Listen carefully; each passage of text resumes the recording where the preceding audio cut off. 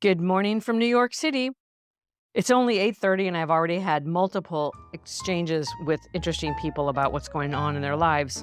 And what's coming up for me this morning is this thing I say a lot. I'm renegotiating my relationship with. And I use it with everything from I'm renegotiating my relationship with exercise to renegotiating my relationship with time and how I manage myself to I'm renegotiating my relationship with New York City. I don't have any idea where I came up with that, but it's if you follow Dear Constance for any amount of time, you hear me talk a lot on the show about reframing, questioning assumptions, paying attention to the stories I tell myself. So in the past 24 hours, I've heard two different stories about people's job situations. One is a woman whose identity is very much around being an entrepreneur. She's had multiple different businesses. She calls herself a serial entrepreneur. Her identity is very tied into being an entrepreneur. She has a podcast related to entrepreneurship. So, like I said, her identity is very much tied to this. And she announced on a call that she has taken a job. So, she's been struggling for at least a year with a business that's not only not doing very well, but that she really doesn't like. And someone said to her one day, "Why don't you take a part time job?" And she had a bad reaction to it, but then was able to go back and let that land, question the story she was telling herself. And not only did she find a great part-time job, they wanted her full-time. And it's solving a lot of immediate questions and issues in her life, marital stuff and health. Her nervous system is really revved up right now.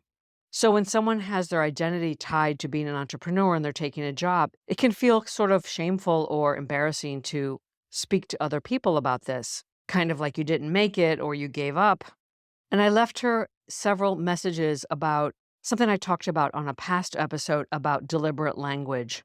It's all going to go back to how she frames it in her mind, how she thinks it through, and the language she uses to talk about it.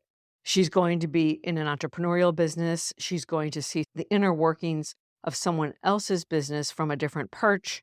She'll be in learning mode. She's giving herself a break to rethink what she wants her next entrepreneurial endeavor to look like. You get the idea. But it's entirely up to her how she frames the language she uses to talk about her decision. And then I got a call from a friend whose husband lost his job.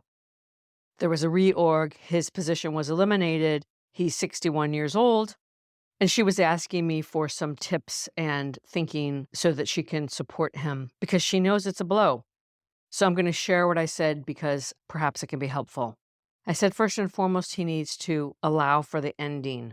If you jump back in too quickly to look for another job, you don't allow yourself to kind of land and mourn an ending.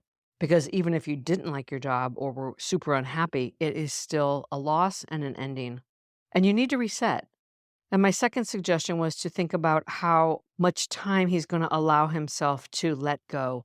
It could be 8 weeks, 12 weeks, 5 months, whatever it is, making a decision about how long you're going to allow yourself to take a break and to not get caught up in the job search thinking. When you make a decision about that time frame you're going to allow yourself to let go, you can expand into the space. You can let your mind wander.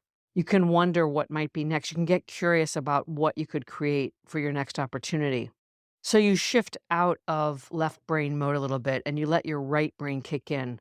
And as I said, you wonder and wander and you allow information to come in a different way. You turn off the analytical part of your brain.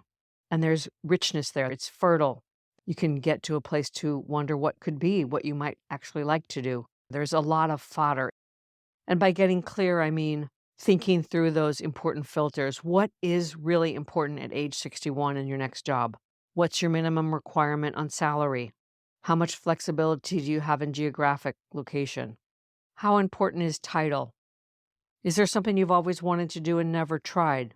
Those are the filters you create for yourself to evaluate future prospects. You get the idea.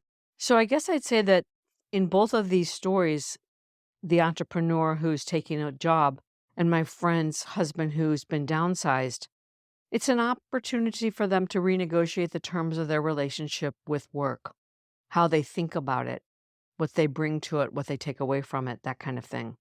I use that language also with sibling relationships. That's come up a lot recently with various friends who have kind of some fraught issues with their family, and there is some default behavior happening, liberties taken, comments made that are no longer acceptable. And there can be family struggle. And I always say, well, you're renegotiating the terms of your relationship with your siblings. So I do like that language. It's a good way to think about how you want to evolve something in your life. Renegotiating the terms of your relationship. You can renegotiate the terms of your relationship with whatever. So let's bring that full circle. What relationships and what aspects of your life are perhaps ripe for renegotiation right now? Where do you need to shift your thinking or find some fresh thinking around situations, challenges, relationships? Try my language on for size. Renegotiating the terms of your relationship. I hope that helps someone out there.